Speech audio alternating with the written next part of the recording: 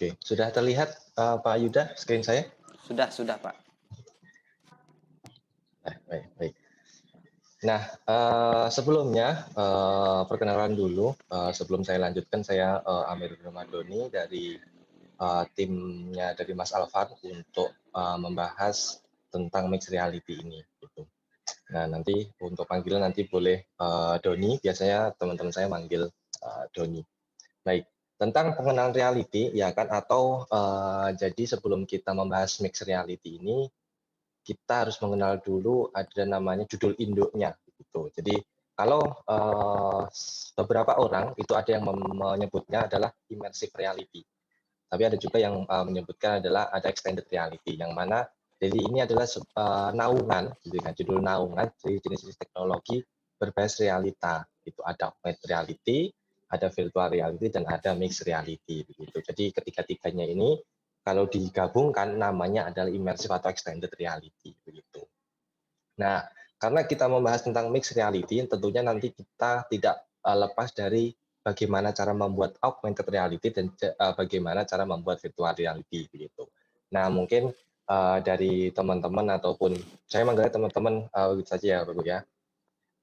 Dan juga Bapak Ibu, begitu mungkin sudah pernah atau pernah mendengar tentang apa itu augmented reality. Bahkan mungkin ada yang sudah membuat, gitu kan. Ada juga yang mungkin sudah sampai ke teknologi VR gitu. Karena memang teknologi yang paling sederhana itu adalah AR ini sendiri gitu kan. Baru nanti kalau sudah mahir begitu kan, baru ke virtual reality. Karena untuk VR sendiri itu lebih kompleks begitu daripada untuk AR sendiri. Kalau AR kan memang teknologi ya hanya scan sebuah barcode ya kan, walaupun nanti ada beberapa gitu. Nah, nanti kita akan jelaskan lebih dalam tentang teknologi AR ini sendiri.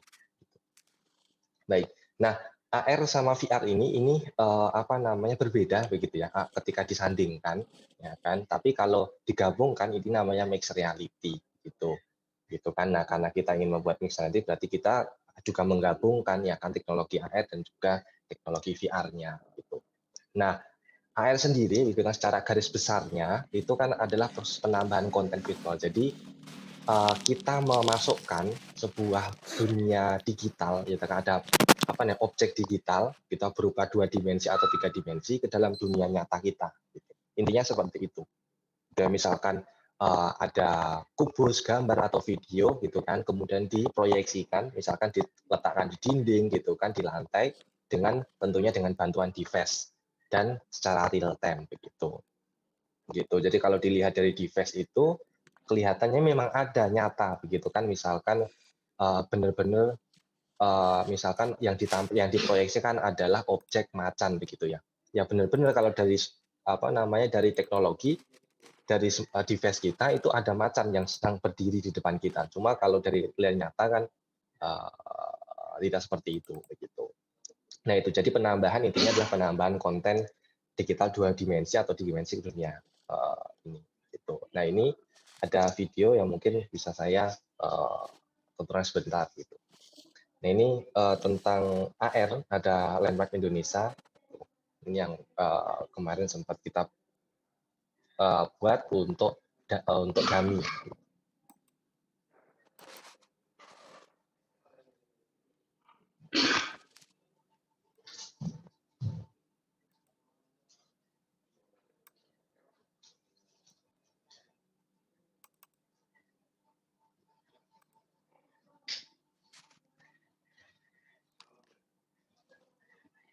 Nah, seperti ini. Jadi ketika ditempelkan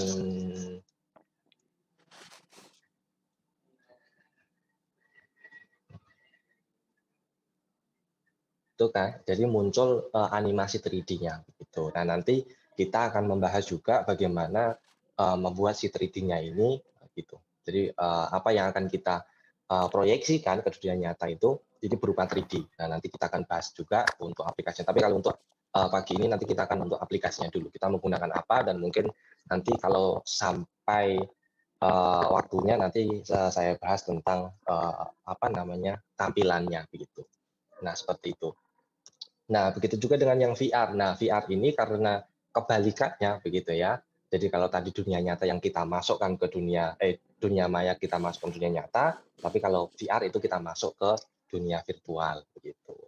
Yang mana tentunya menggunakan sebuah device atau sebuah alat yang biasa orang sebut itu adalah kacamata VR gitu. Jadi ada berupa kacamata yang harus digunakan untuk menikmati si VR ini. Gitu.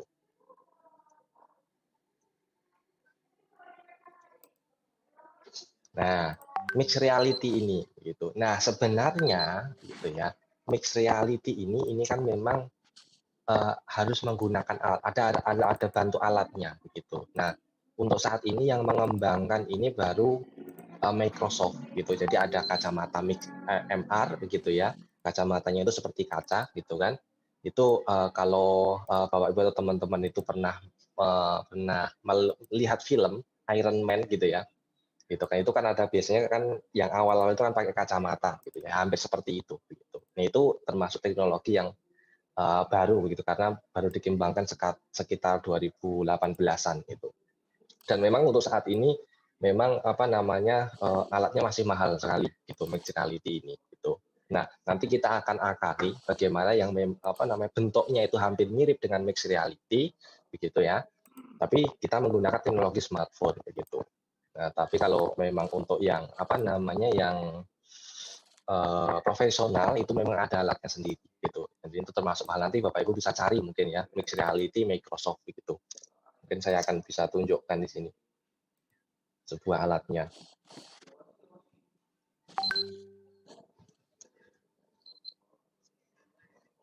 Nah ini.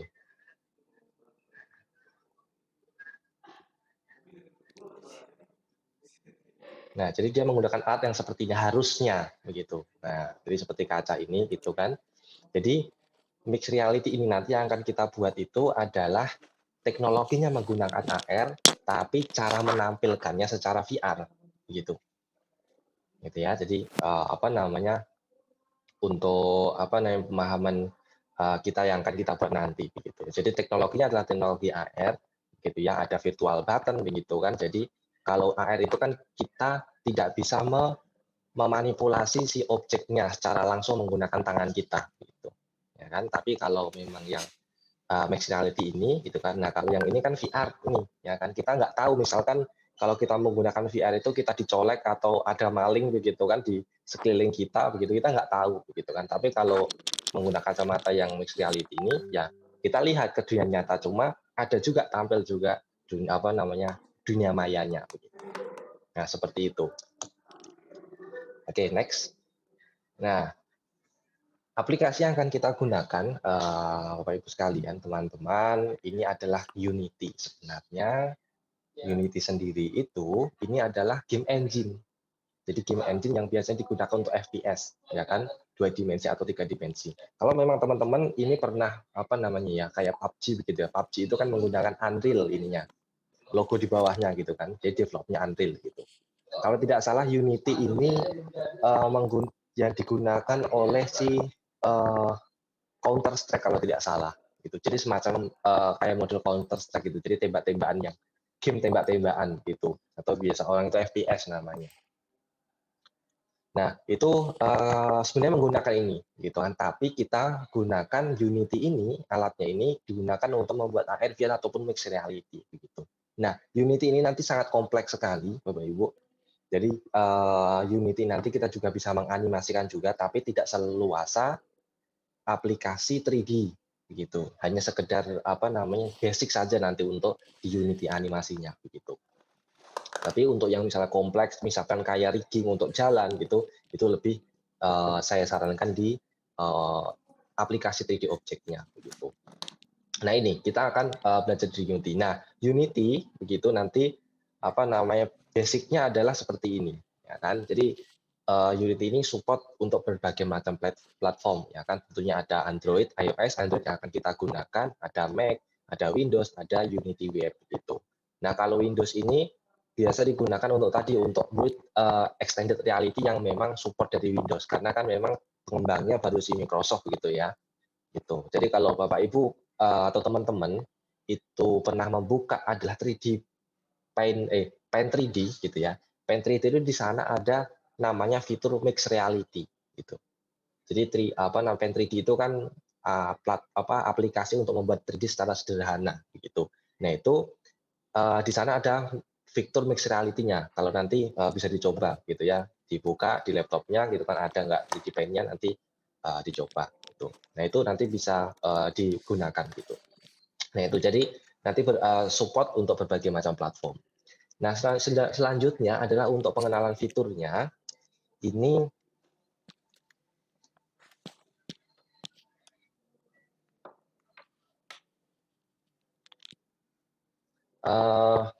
jadi sebelum kita untuk membuatnya, dalam pembuatan project baru di Unity ini, jadi kita harus dalam pembuatan begitu ya, kita buat dulu, kemudian kita ganti platformnya begitu.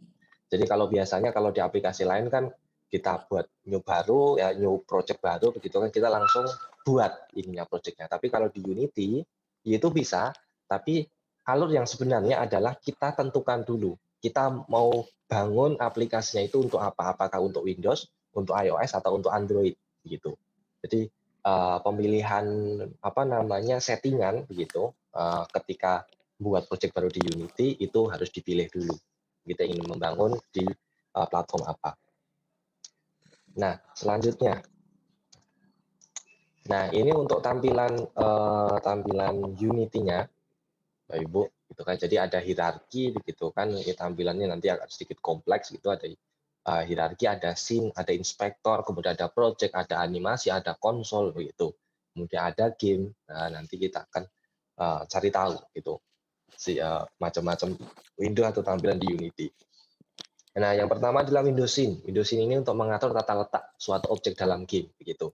Jadi kayak desain mentahnya gitu. Nah, kalau Windows game ini adalah hasil jadinya dari si window scene itu. Gitu. Jadi kita desain setelah tempel-tempel gitu kan, kemudian jadinya ada di Windows game gitu. Kemudian Windows hierarki ini adalah tampilan atau list objek apa saja yang ada di Windows scene gitu, tapi secara hierarki gitu. Jadi secara list gitu. Nah, ini untuk gambarannya. Nanti kita akan bahas lebih dalam ketika sudah masuk ke aplikasi Unity-nya. Kemudian ada window animation ini untuk membuat animasi sederhana pada game. Kemudian ada Windows Inspector ini mungkin kalau di aplikasi lain seperti properties begitu, kayak Windows properties gitu. Ini kalau di Unity namanya inspektor gitu. Kemudian ada Windows project, ini adalah semua aset-aset yang ada di project kita, misalkan aset 3D object, aset audio, aset video dan lain sebagainya itu letaknya di Windows project gitu. Nah, kemudian di Unity sendiri kita akan mengenal ada yang namanya scene begitu ya. Scene ini saya analogikan itu di dalam game adalah level begitu. Misalkan ketika sudah selesai level 1 kemudian masuk pindah level 2, level 3 dan level 4 gitu. Nah, ini ada namanya si scene-nya gitu. Jadi dalam satu project itu terdiri dari beberapa scene begitu. Nah, di dalam scene ini itu nanti ada banyak aset-aset atau objek-objek yang kita butuhkan begitu. Jadi ada beberapa level gitu. Tapi kalau di sini kalau film ada di dalam film adalah kumpulan dari berbagai adegannya gitu ya. Gitu itu untuk scene ini. Kemudian ada lagi aset dan package gitu. Nah, aset inilah satu kesatuan dari banyak file yang bisa dibilang sebuah project gitu. Jadi misalkan project kita itu bisa diekspor dalam bentuk package atau dalam aset ini ya tadi yang terdiri dari video, foto, begitu kan, objek, kemudian button dan sebagainya begitu. Nah, ini kita namakan aset. Kemudian kalau package ini adalah bentuk RAR-nya. Jadi aset dalam bentuk RAR-nya begitu. Ini package namanya. Gitu. Sederhananya seperti itu. Jadi ada scene, ada aset, ada package begitu ya. Jadi ini istilah-istilah nanti yang Bapak Ibu dan teman-teman sering jumpai dalam penggunaan aplikasi Unity-nya gitu. Kemudian ada lagi apa itu komponen. Nah, komponen ini adalah menambahkan perilaku objek. Gitu. Maksudnya gimana? Misalkan si objek 3D-nya itu kita beri misalkan gravitasi, kita tambahkan controller begitu kan. Nah, kemudian komponen ini biasanya terdiri dari beberapa script. Jadi beberapa codingan. Nah, jadi kalau zaman dulu itu menggunakan C# dan JavaScript. Nah, JavaScript ini sekarang sudah dimatikan, jadi memang hanya full mendukung C# di Unity yang terbaru. Kalau untuk JavaScript ini kalau tidak salah versi yang 5 atau versi 32 bit itu. Cuma kalau yang 2017 ke atas ini sudah rata-rata menggunakan C#, sudah tidak didukung lagi menggunakan JavaScript begitu. Nah kebetulan saya nge-develop juga itu dari mempelajari Unity dari versi yang 5 gitu kan, sampai yang malah saya belum buka yang 2021 ini. Terakhir itu yang versi 2020 gitu. Karena ketika kita belum selesai mengeksplor satu versi Unity itu sudah muncul lagi. Nah, setiap tahun itu memunculkan gitu. Makanya kadang itu tidak sempat untuk untuk mencoba begitu. Tapi apa perbedaannya kita akan pelajari nanti. Apa itu perbedaan Unity di setiap versinya gitu. Nah, di Unity sendiri karena ini adalah sebuah tools untuk membuat game gitu ya. Jadi di sana ada beberapa fitur gitu. Pertama ada audio reverb zone gitu kan. Nah, nanti kalau untuk di VR nanti bisa digunakan ini gitu kan. Jadi membuat lokasi suara, area suara itu game itu mengeluarkan efek suara misalkan kayak api begitu kan. Jadi dikasih suaranya jadi bagian api begitu. Jadi bukan kok kayak sebuah ruangan gitu ya. Ya kan itu entah suaranya udah menjadi satu gitu. Tidak, tapi kalau untuk unit ini bisa kita letakkan masing-masing gitu. Dan itu juga misalnya kita dari jauh-jauh ya nanti audionya nggak terdengar gitu kan karena memang jaraknya jauh gitu. Nah, kemudian ada skybox, ini ada langit game, ada particle system, ini biasanya untuk api, asap, air dan sebagainya gitu ya. Kemudian ada real time lighting, ini adalah kita bisa mengganti light-nya secara real time gitu. Jadi kita rubah otomatis dia akan langsung preview-nya langsung muncul gitu. Fleksibel, move, rotate dan scale-nya. Nah, karena ini memang basic-nya adalah 3 dimensi, begitu ada X, Y dan Z, makanya nanti teman-teman dan Bapak sekalian harus membiasakan gitu. Mana itu rotate, mana itu move, mana itu grab begitu. Nah, itu nanti yang jadi mouse ini terpakai semua, klik kanan, klik kiri, dan middle mouse, kemudian scroll zoom in ini digunakan semua nanti. Gitu. Jadi nanti harus butuh pembiasaan. Begitu juga dengan nanti ketika masuk dalam pembuatan 3D objeknya. Gitu. Nah, ini untuk versi unit 3D-nya, ini yang 32 ini versi 5 ke bawah, masih menggunakan JavaScript, kemudian yang 64 ini 2017 sampai 2021 ini yang hanya support untuk C#-nya saja begitu. Nah, dan setiap versi ini memiliki perbedaan. Jadi misalkan Bapak Ibu itu dan teman-teman buatnya di 2017 dan dibuka di Unity 2020 itu biasanya ada errornya karena ada beberapa script yang memang sudah di maintenance atau sudah di upgrade begitu.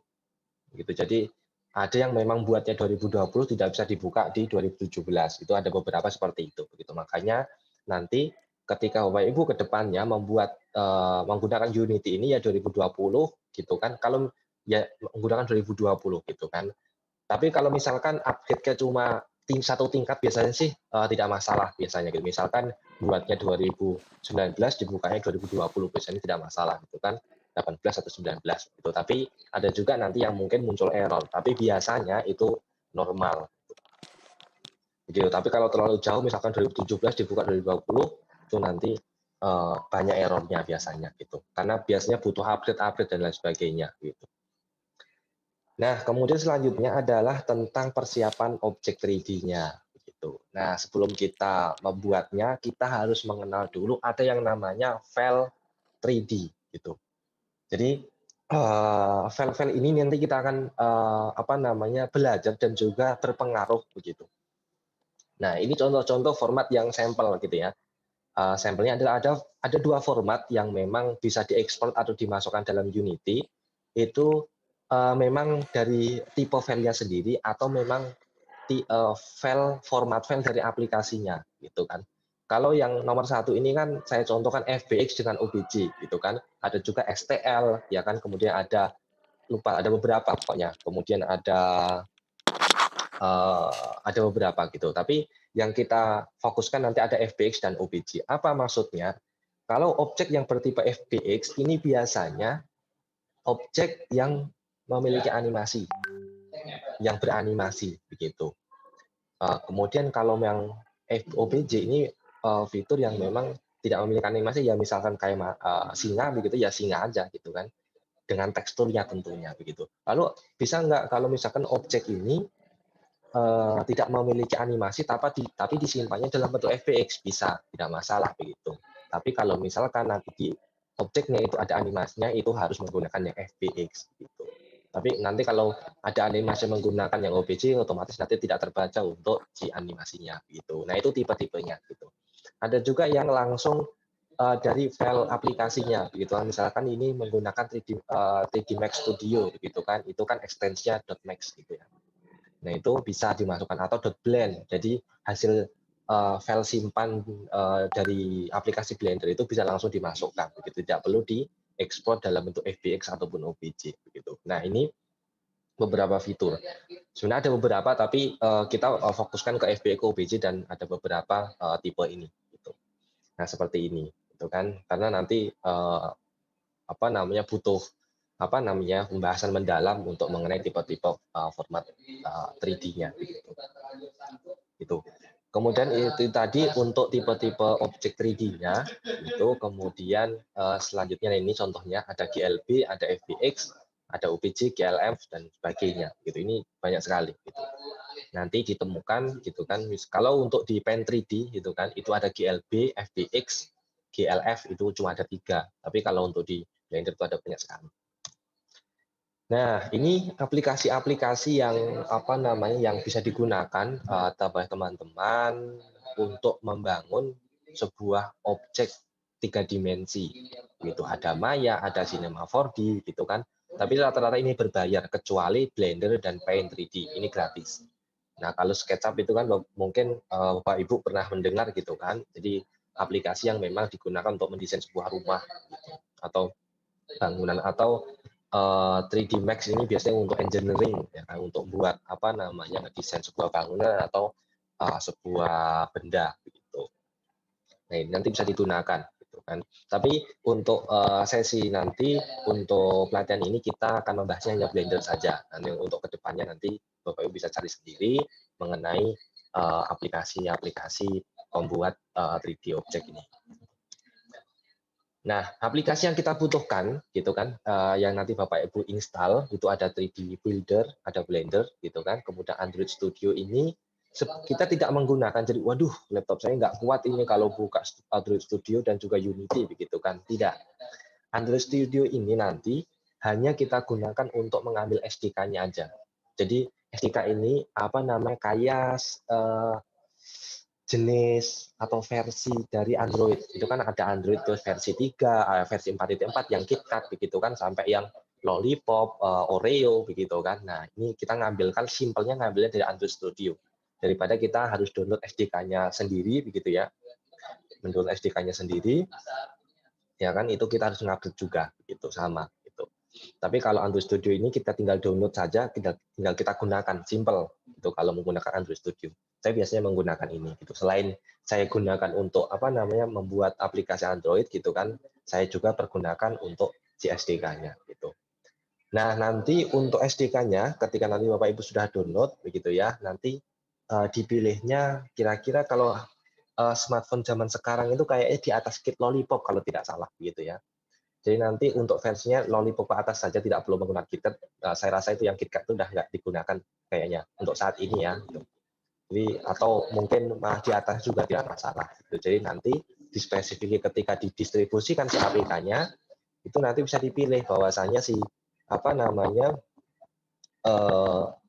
ini hanya support di Android Lollipop ke atas begitu. Nah, tentunya apa yang kita download dan juga apa yang kita atur pada si Unity nanti, karena di Unity nanti juga ada pemilihan versi ininya, versi Android ininya begitu ya. Jadi harus disamakan. Misalkan Android Studio-nya itu sampai KitKat atau Lollipop, ya nanti diaturnya minimum di unitnya adalah KitKat atau Lollipop begitu. Jadi harus sinkron antara SDK-nya dan juga Unity-nya begitu. Selanjutnya adalah ada JDK, ini Java, ya kan? Nanti bisa di-download di Oracle, nanti Java yang terbaru tentunya. Kemudian ada script editor, ini boleh menggunakan Visual Studio atau menggunakan Visual Studio Code karena kalau saya menggunakan Visual Studio Code karena lebih ringan daripada Visual Studio sendiri, gitu ya. Dan juga nanti bisa ditambahkan juga apa namanya kayak plugin-pluginnya begitu untuk C# ataupun untuk Unity juga bisa di Visual Studio Code. Jadi lebih enteng. Tapi kalau mau menggunakan yang Visual Studio boleh gitu kan, yang versi ini ya Enterprise ya gitu ya. Tapi kalau saya sarankan misalkan laptopnya nggak begitu memadai gitu kan, itu cukup menggunakan Visual Studio yang code gitu kan. Karena nanti kan otomatis dibuka dua ya, Visual Studio dengan Unity-nya begitu. Nah, ini dua-duanya ini aplikasi yang berat begitu kalau yang Studio Enterprise gitu kan. Nah, untuk meringankan salah satu otomatis kan yang bisa kan si script editornya gitu ya, bukan si Unity-nya gitu. Begitu. Kemudian dari Unity-nya sendiri, nah kita nanti buat kesepakatan untuk si Unity-nya kita akan install untuk versi yang 2019 ya. 2019 atau 2020 gitu. Saya install yang 2018 sampai 2021 2020 saya install semua. Karena 2019 itu ada beberapa versi, ada 2019 versi 1, versi 2, versi 3 dan versi 4 gitu kan. Begitu juga dengan sebelum-sebelumnya gitu kan. 2017 itu ada versi 1 sampai berapa, versi 18 1 sampai berapa gitu ya. 2020 sampai versi berapa gitu. Nah, kita mungkin bisa ambil kesepakatan bahwa kita nanti akan menggunakan Unity yang 2019 versi .4 atau yang 2020 terbaru atau yang 2020.4 begitu. Itu karena hanya beda tingkat nanti tidak masalah gitu. Tapi nanti apa namanya supaya kita sama, kalau saya sendiri nanti menggunakan yang 2019.4 gitu ya. Kalau biar sama misalkan cara pengambilan plugin-nya atau bagaimana nanti bisa mengikuti yang versi 2019 begitu. Nah, di Unity itu sendiri nanti juga harus diinstal beberapa plugin gitu kan. Yang pertama ada AR Core. AR Core ini adalah teknologi augmented reality yang dia sensornya bisa mensensor kedalaman begitu. Nah, AR Core sendiri ini hanya bisa digunakan di beberapa smartphone gitu kan, di beberapa smartphone. Nanti Bapak bisa cek gitu kan. Kita nanti akan bahas gitu kan AR kalau tidak salah nanti ada pembahasannya. Ada AR Core, ada Vuforia dan ada Google Cloud gitu.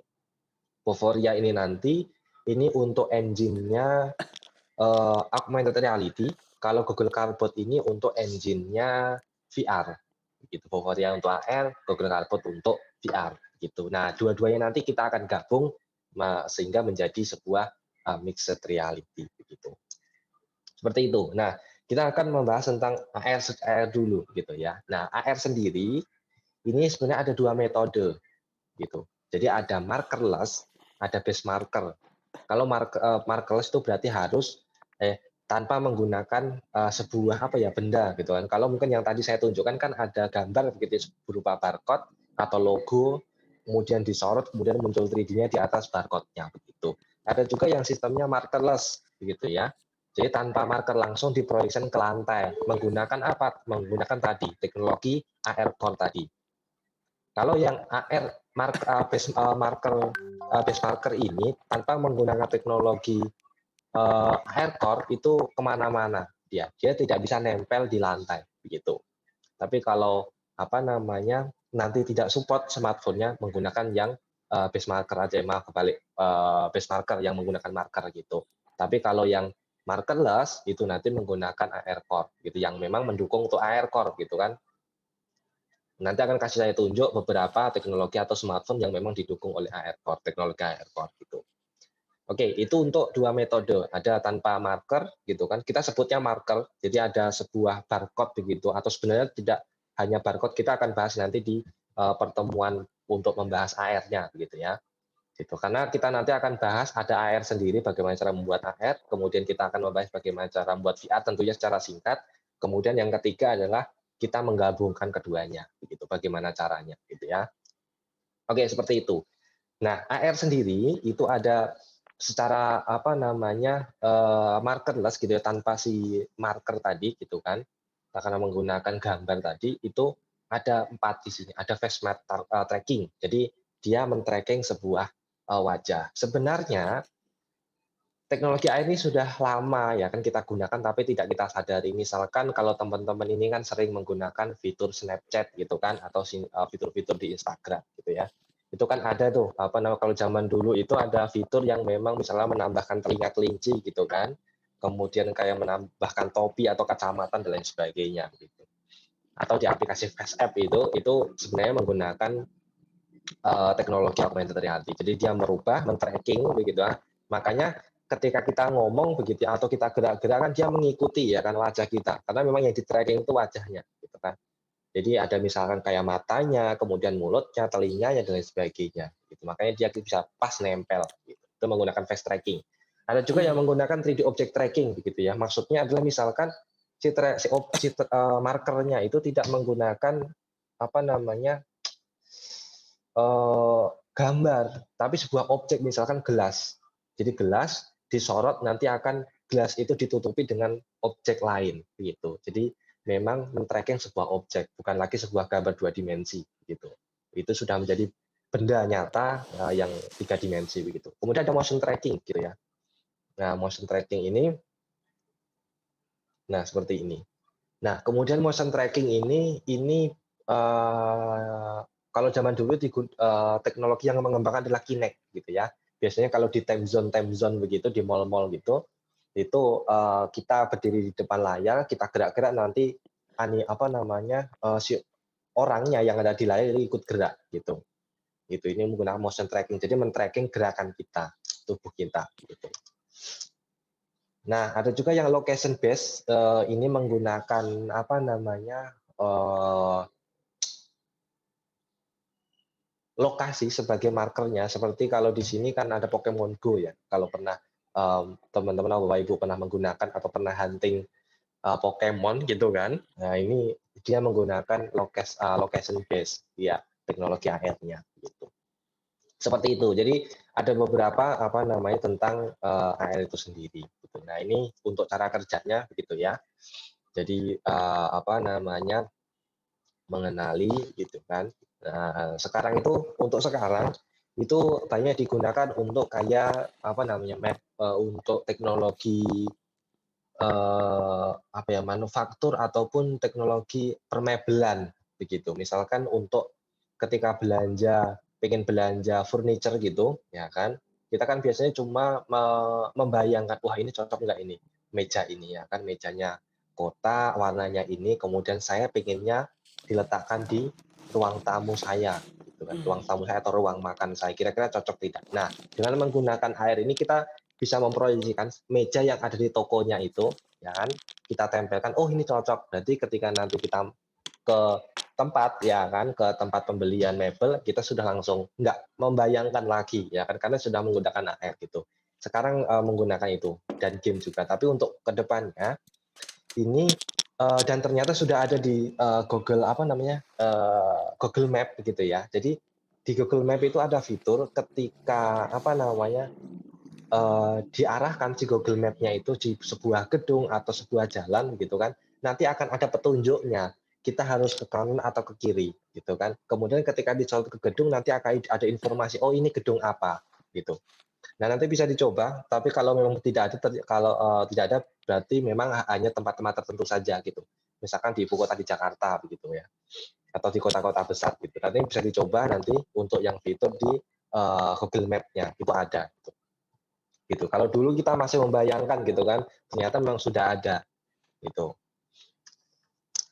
Ada virtual search. Nah, virtual search ini yang digunakan oleh Google Lens. Ini sudah ada. Jadi kalau Bapak Ibu pernah menggunakan Google Lens itu, ketika diklik, misalkan disorotkan ke benda, ya kan, kemudian diklik, dia akan mencari sesuai dengan benda yang kita sorot tadi, begitu. Misalkan kita gelas begitu ya, kita sorot dengan Google Lens itu, gitu kan, kita klik, dia akan udah searching, dia akan sesuai dengan apa yang kita pengini tadi, yang kita foto tadi, begitu.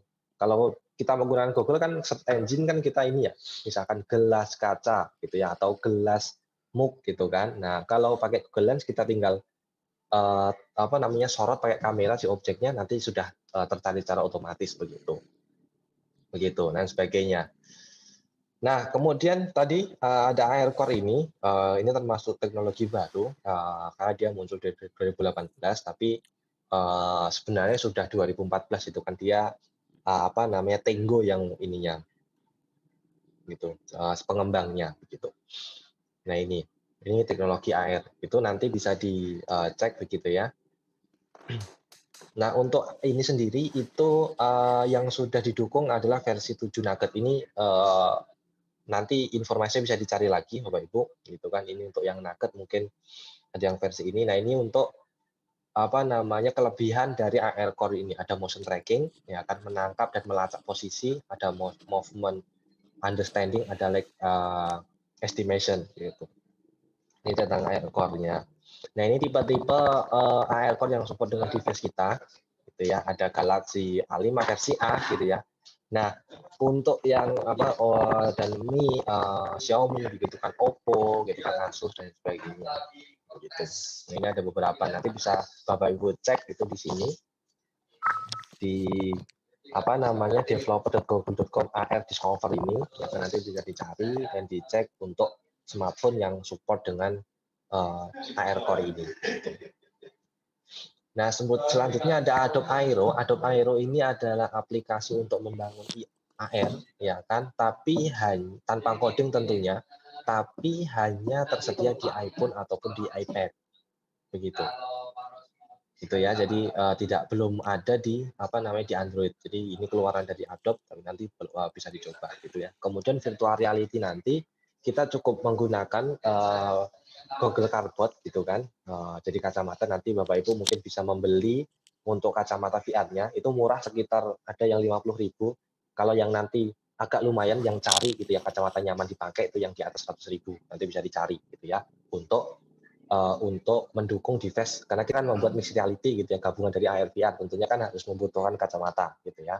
Nanti bisa beli yang harga 100.000 ke atas gitu. Atau menggunakan kalau Samsung Gear itu kan yang punyanya Samsung itu bagus banget itu. Itu nyaman juga gitu kan, enak juga gitu. Itu sekitar, kalau sekarang saya kurang tahu harganya berapa, tapi kalau zaman dulu itu sekitar 500 gitu. Cuma sekarang kayaknya sudah 200 ribuan gitu. Saya belum update lagi tentang harga dari si Samsung Gear-nya gitu ya. Nah, nanti Bapak Ibu bisa cari untuk kata kuncinya di Google adalah Google VR. Nah, nanti dicarikan Google VR ini apa namanya, GitHub di GitHub, ya kan. Nanti bisa dicari Google VR, nanti di-download ininya, asetnya gitu. Gitu. Nah, kemudian selanjutnya adalah tadi terlewat untuk AR tadi itu adalah menggunakan Vuforia gitu ya, menggunakan Vuforia. Nah, nanti bisa diketikkan Vuforia, Bapak Ibu daftarkan terlebih dahulu gitu ya. Daftarkan terlebih dahulu, kemudian nanti di sana digunakan untuk membuat lisensi dan juga ada database marker gitu ya. Tentunya nanti kita akan bahas di pertemuan selanjutnya. Nah, nanti di pembahasan akhir itu nanti saya fokus langsung.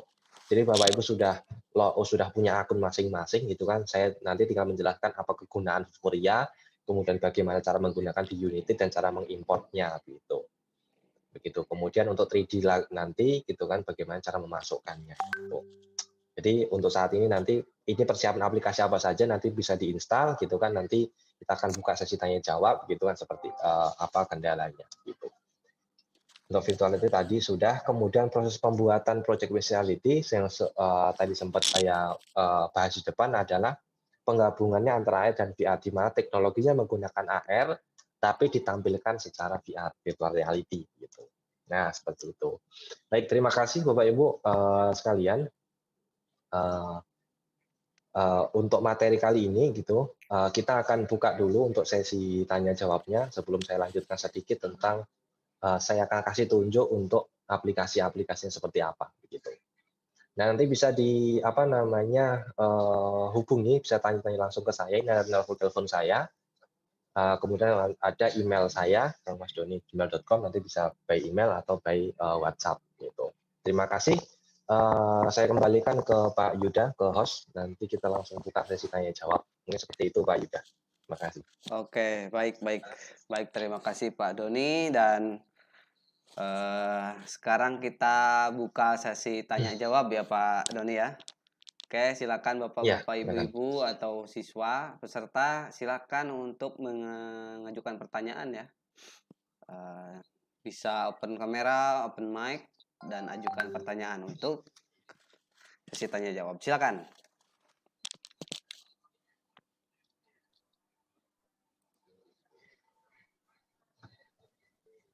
Assalamualaikum Pak Yuda. Waalaikumsalam. Silakan, Bu.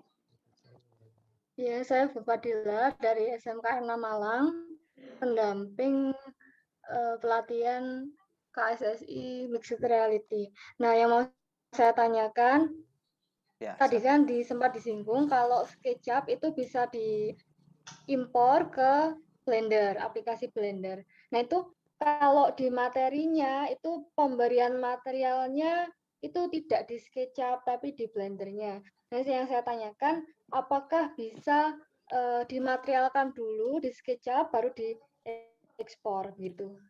Terima kasih. Assalamualaikum. Oh begitu. Baik. Baik, langsung jawab Waalaikumsalam. aja ya Pak ya. Langsung jawab Nah, aja. sebenarnya langsung jawab aja. Kita fleksibel aja Pak. Gitu. Ya. Nah, baik. Untuk di ininya begitu ya. Jadi nanti kita tidak menggunakan itu lagi begitu ya. Jadi nanti kita langsung masukkan kalau di tutorialnya kan mungkin dari SketchUp kemudian masuk ke Blender tekstur kemudian baru masukkan ke Unity kemudian dari Unity kita teksturnya masing-masing begitu. Nah, di Unity sendiri untuk versi yang terbaru itu kita tinggal mengenerate saja. Maksudnya kita membongkar dari si Unity-nya. Gitu. Misalkan SketchUp ataupun si Blender-nya dimasukkan ke Unity, dari situ kita langsung bongkar ininya.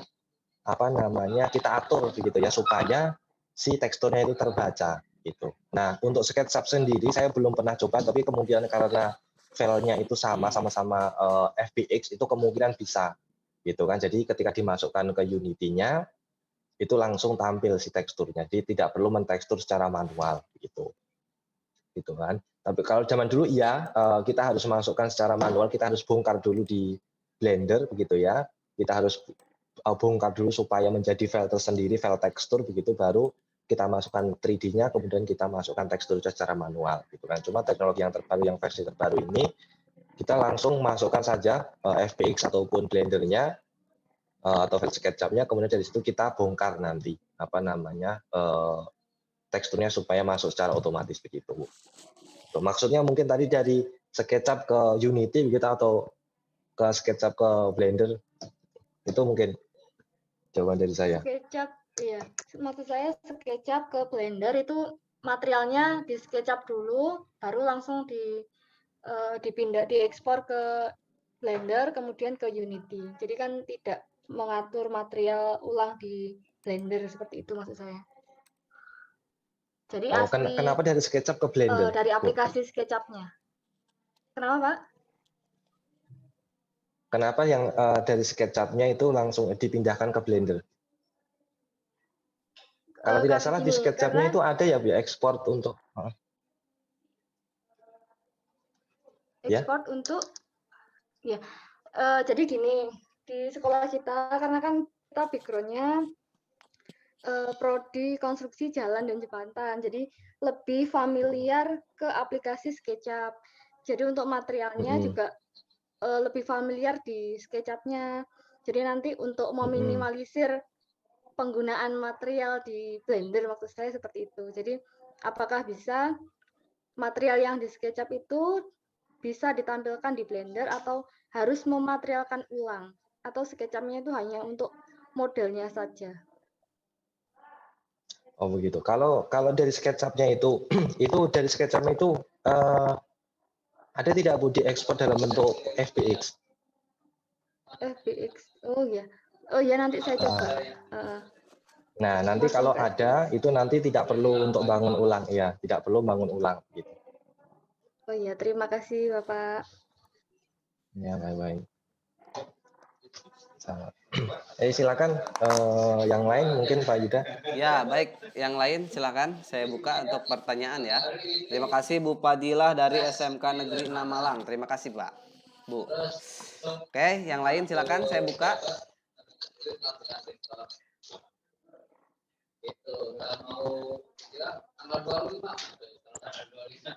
Silakan untuk sesi pertanyaan dari materi untuk paparan tadi. Silakan Bapak Ibu yang mau mengajukan pertanyaan, silakan.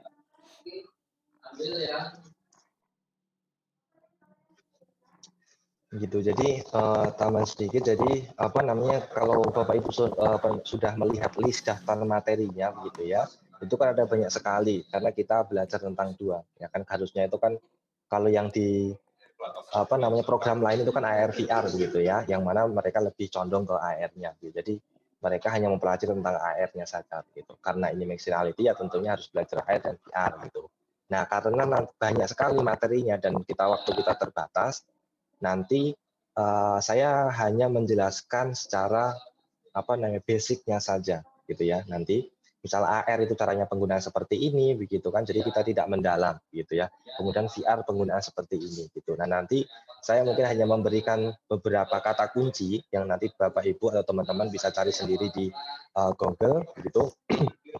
Kata kunci itu yang memang digunakan nanti. Biasanya kan kita nggak tahu begitu ya, ketika kita ingin cari begitu ya, kita nggak tahu harus cari dengan kata kunci apa begitu. Karena saya sendiri zaman dulu itu seperti itu. Saya ingin modelnya pengen seperti ini, pengen cari, tapi saya cari di Google nggak ketemu karena memang kata kuncinya apa yang harus saya cari itu kan tidak tahu gitu. Jadi nanti mungkin bisa dibuat dokumentasi secara tersendiri begitu ya, pembuatan AR seperti ini, kemudian apa namanya cara penggunaannya masing-masing nanti dibuat dokumentasi secara masing-masing personal gitu ya, supaya nanti untuk catatan saja gitu ya. Begitu. Baik. Oke. Kembali lagi ke untuk tema atau materi pertemuan kali ini, yaitu adalah preparation tool dan persiapan alat dan aplikasi ya Bu, intinya Bu ya. Bapak-bapak, ibu-ibu, mungkin untuk pertemuan kali ini adalah untuk persiapan alat dan aplikasi. Untuk nanti pertemuan selanjutnya kita akan lebih ke teknis, mungkin begitu ya Pak Doni ya. Pak Doni, halo Pak. Oh iya Pak. Ya, siap. jadi untuk materi ini adalah lebih ke persiapan alat dan aplikasi begitu ya Pak ya. Iya, Gitu. benar gitu. Untuk nanti pertemuan selanjutnya kita lebih ke teknis seperti itu. Mungkin bapak-bapak, ibu-ibu, materi yang tadi disampaikan ada pertanyaan, silakan. Saya Pak Yuda dari Pak Erik. Baik, Pak Erik silakan. Oke.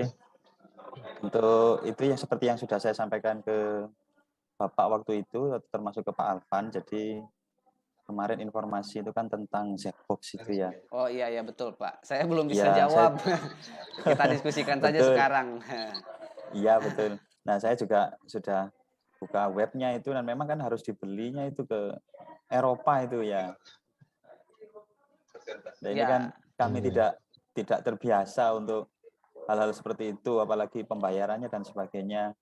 Nah, apakah mungkin panitia yang sudah terbiasa mungkin dengan materi ini bisa membantu begitu, dikoordinir, nanti kami menggantinya ke panitia begitu loh.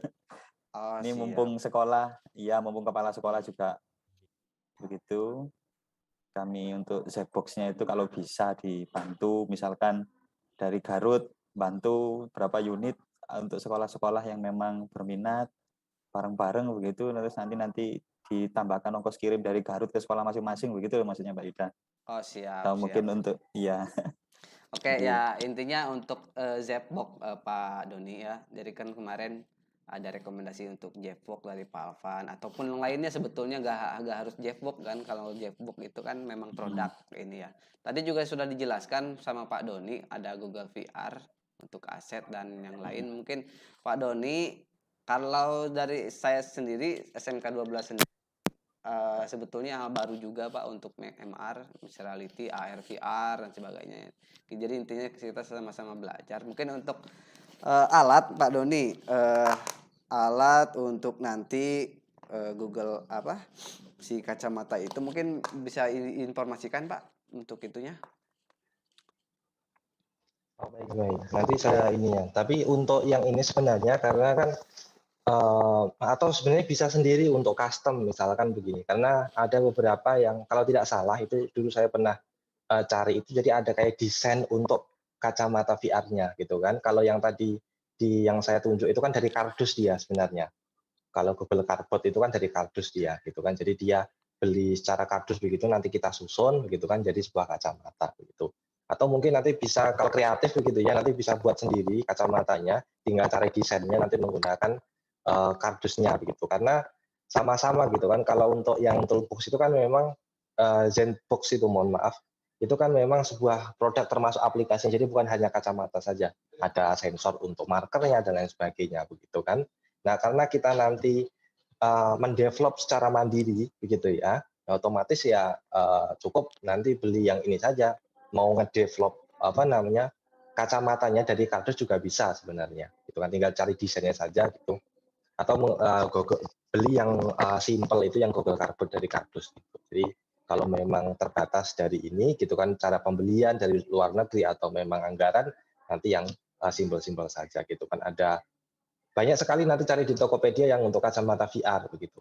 Nah, tapi untuk kacamata VR nanti yang pastikan karena kita menggunakan mixed reality Bapak Ibu ya, nanti di depannya itu ini ada lubangnya supaya si kamera HP ini, jadi si kamera HP ini itu bisa menyorot ke depan, gitu. Jadi tidak tertutup oleh kacamata VR-nya gitu. Karena kan kita sistemnya menggunakan ini ya, mixed reality gitu. Kalau VR saja nggak masalah, tertutup ininya kameranya. Coba kalau untuk mixed reality ini ya modelnya pakai kacamata begitu ya, cuma kameranya ini harus terlihat begitu. Gitu. Kalau Zenbox itu kan terlihat dianya kacamatanya gitu kan. Nah, kalau nanti beli yang Google Cardboard ya nanti bisa dilubangi gitu kan. Cuma kalau apa namanya ya sayang begitu ya udah beli tapi kok dilubangi gitu saya bisa develop sendiri gitu. Atau yang memang beli-beli kacamata VR yang memang ada depannya itu yang agak lubang yang kelihatan begitu, ada yang kaca begitu ya. Itu ada, nanti cari-cari saja di Google apa di Tokopedia atau nanti saya bantu carikan, nanti saya rekomendasikan kacamata modelnya seperti apa begitu. Itu untuk ininya.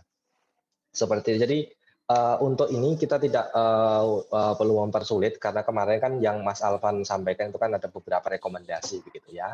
Nah, karena saya udah masuk ke ya teknisnya ini gitu kan, ya kita cari yang kreatif saja yang sama-sama bentuknya begitu ya, kita bisa gunakan juga ya kan dan tidak mempersulit kita sendiri.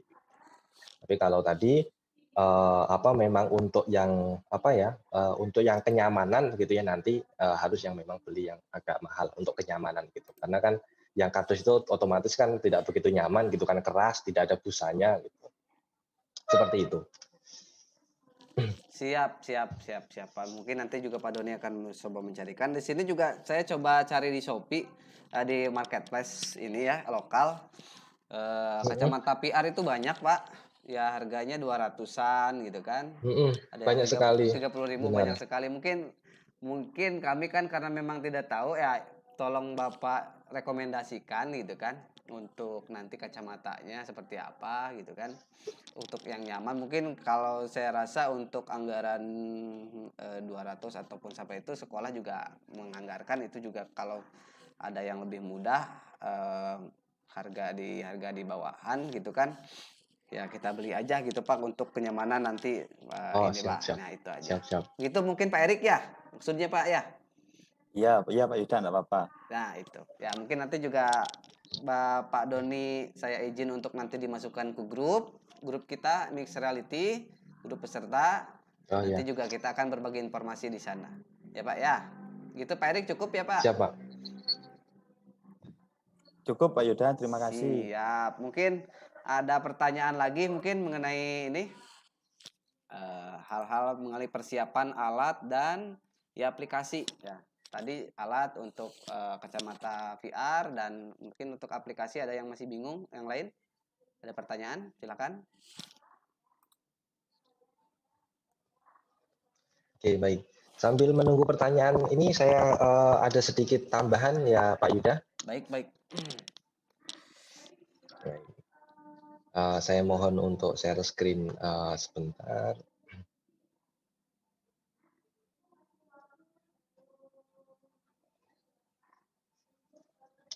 Baik, nah, yang pertama adalah untuk Unity-nya, begitu. Nah, karena kita menggunakan Unity yang 2019, kita harus menggunakan ada yang namanya Unity Hub, begitu.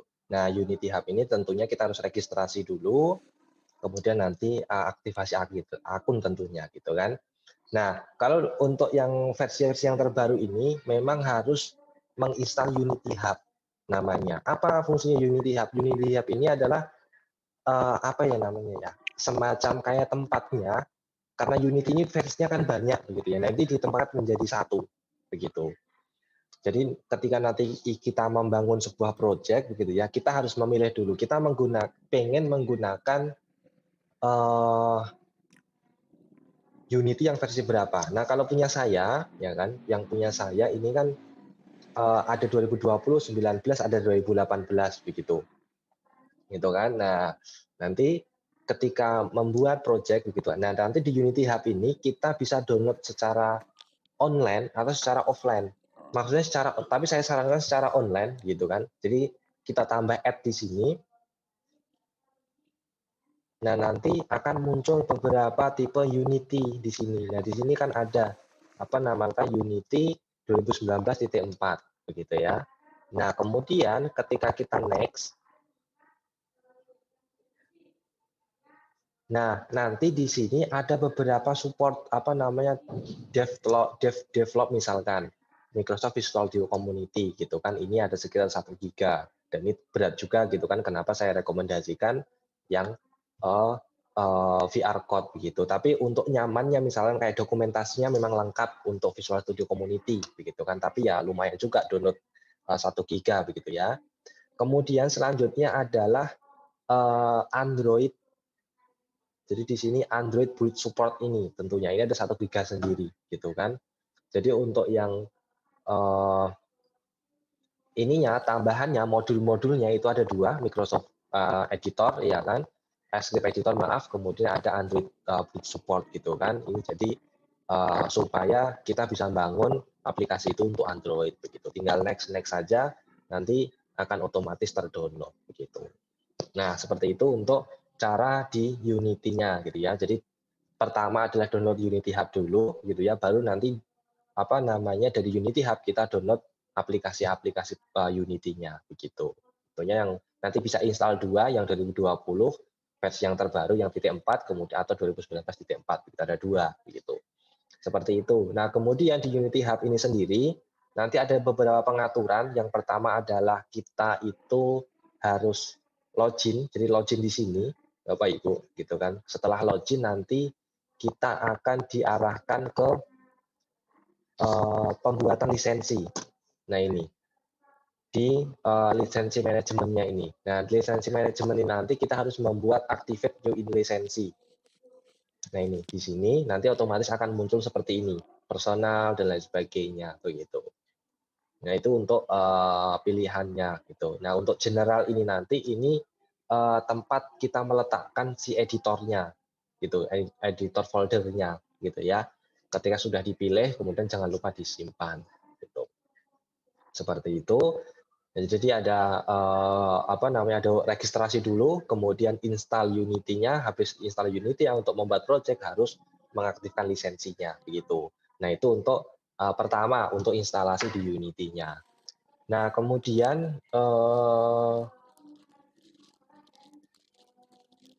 selanjutnya untuk Blender-nya begitu.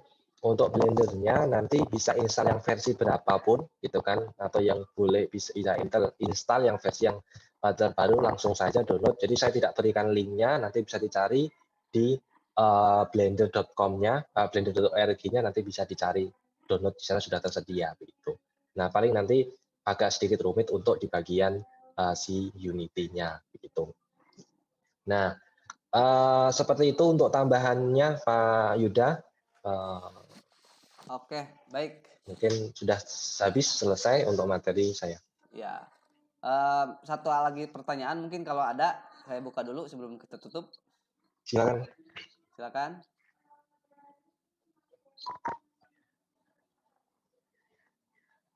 Oke, baik. Pak Doni, alhamdulillah untuk materi hari ini sesuai jadwal pertemuan kedua, yaitu mengenai preparation tool atau persiapan alat dan aplikasi ya. Jadi untuk materi ini adalah persiapan alat dan aplikasi, tadi sudah dipaparkan oleh Pak Doni, dan kita akan ketemu lagi mungkin di pertemuan kedua ya. Ketiga nanti di hari Rabu ya, sesuai timeline yang sudah di-share. Rabu pukul 9 25 Agustus. Oke, baik Pak Doni, terima kasih untuk pemaparan materinya, dan semuanya peserta terima kasih untuk kehadirannya. Untuk sesi kali ini saya tutup dengan hamdalah ya. Alhamdulillahirabbil alamin. Oke, terima kasih Pak Doni. Silakan. Saya tutup ya. Terima kasih. Ya. Ya, silakan gitu. Ya. Mungkin untuk tambahan sedikit, jadi Bapak Ibu sekalian, nanti untuk pertemuan selanjutnya nanti kita akan bahas tentang UI UX gitu. Dan nanti kalau masih ada waktu kita akan singgung sedikit tentang 3D. Jadi kita akan membahas 2 dimensi, aset 2 dimensi dan juga aset 3 dimensi gitu. Karena target aset 3 dimensi nanti kalau sampai ada di sana ada texturing, kemudian ada rigging begitu kan untuk pembuatan animasi sederhana. Baik. Baik. Seperti itu. Baik, nanti kita Terima akan kasih. mungkin lanjut di grup ya, Pak. Saya izin sekali lagi untuk masukin grup. Siap. Terima kasih. Oke, terima kasih Pak Doni semuanya. Assalamualaikum warahmatullahi wabarakatuh. Waalaikumsalam warahmatullahi wabarakatuh.